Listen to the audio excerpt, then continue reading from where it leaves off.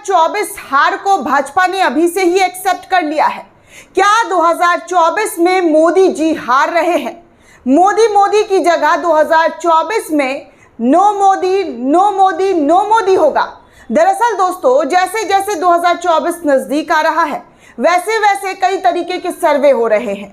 National level पर हो रहे हैं, राज्य के लेवल पर हो रहे हैं कि किस राज्य में कितनी सीट आ रही है, और उस सर्वे में जो आंकड़े आ रहे हैं वो चौंका देने वाले आंकड़े आ रहे हैं, वो चौंका देने वाली सीट्स आ रहे हैं, क्योंकि भाजपा को लेकर बहुत बुरी खबर आ रही है। भले ही मीडिया मोदी को बेस्ट बता रहा हो, दुनिया भर में मोदी जी की लोकप्रियता को जो है नंबर 1 बता रहा हो, लेकिन भाजपा का सबसे विश्वसनीय संगठन इस बात को साफ इनकार कर रहा है।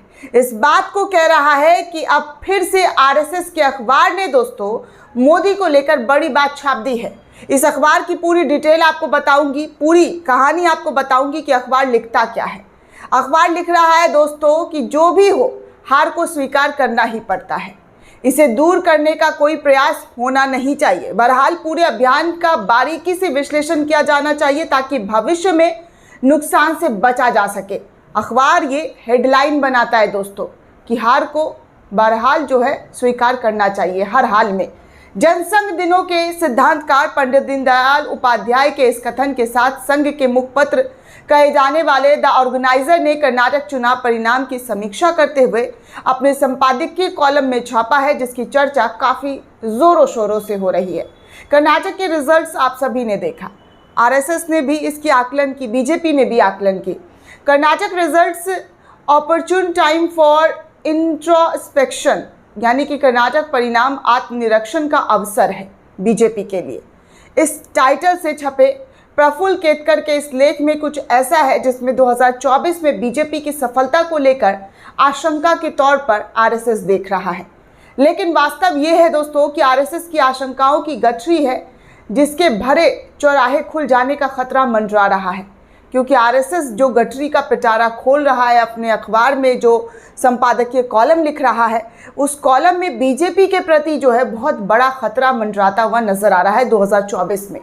मीडिया के एक हिस्से में 23 मई को प्रकाशित इस संपादकीय का एक वाक्य बीच के बहस में रहा कि 2024 के चुनाव में केवल प्रधानमंत्री मोदी का करिश्मा और हिंदुत्व की विचारधारा ही काम नहीं करने वाला है, यानी कि 2024 में सफलता के लिए कुछ और करने की ज़रूरत है। कुछ और क्या है इसके बारे में लेख में कुछ भी नहीं लिखा गया है, सब कुछ खामोशी से बता दिया गया है कि कुछ और करना है, लेकिन कुछ और क्या करना है इस पर इस लेख में कोई चर्चा नहीं है। लेकिन ये लेख जिन बातों को लेकर मुखर है दोस्तों, वो इस बात की पोल खोल रहा है कि कांग्रेस को कर्नाटक में मिली सफलता और आर्थिक सामाजिक न्याय के प्रश्न को विपक्षी दलों की एकता की धुरी बनता देख संघ जरूर परेशान है। वो अच्छी तरह जानता है कि अगर ये राह आगे बढ़ी तो 2025 में उसकी स्थापना का 100 साल जश्न जो है वो फीका पड़ सकता है, क्योंकि 2025 में आरएसएस का जो संगठन है वो पूरे 100 साल कंप्लीट करने वाला है। उससे पहले 2024 में आम चुनाव है और आम चुनाव में भाजपा की जो लोकप्रियता है वो लगातार घटती हुई नजर आ रही है। सर्वे बता रहा है कि भाजपा जो है 2024 में विपक्षी एकता को टक्कर देने में बहुत ज़्यादा जोर लगाएगी, तब भी वो जोर शायद कहीं फीका ना पड़ सके, कहीं फीका ना पड़ जाए, क्योंकि जो अपडेट, जो खबरें, जो तस्वीरें आ रही है वो भाजपा के लिए अच्छी नहीं बताई जा रही है।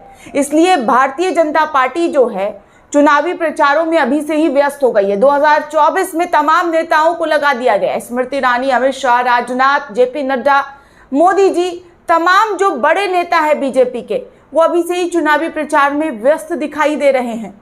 कहाँ जाकर फीता काट रहे हैं, स्थापना कर रहे हैं, शिलान्यास कर रहे हैं, ये सब कुछ देश की जनता को दिखाने की कोशिश की जा रही है।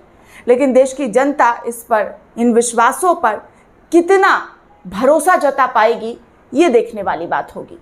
दोस्तों, इस पूरे रिपोर्ट को लेकर आप क्या सोचते हैं, आपकी क्या प्रतिक्रिया है, हमें कमेंट करके ज़रूर बताइएगा। साथ ही साथ चैनल को सब्सक्राइब करना बिल्कुल भी ना भूलें।